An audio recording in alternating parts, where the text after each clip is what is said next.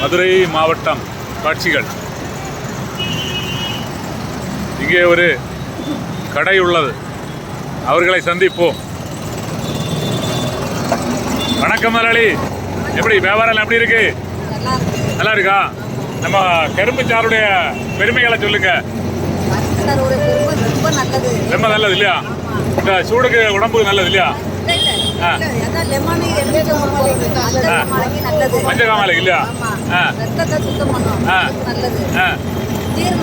ஜீரணமாகும். இதுல ரசாயன கலப்பு ஒண்ணுமே கிடையாது. நம்ம கண் முன்னாலே போட்டு குடிக்கிறதுனால எல்லாம் இயற்கை. இஞ்சி, லெமன், கரும்பு எல்லாம் இயற்கையா உடனே போடுறதுனால பிரச்சனை கிடையாது.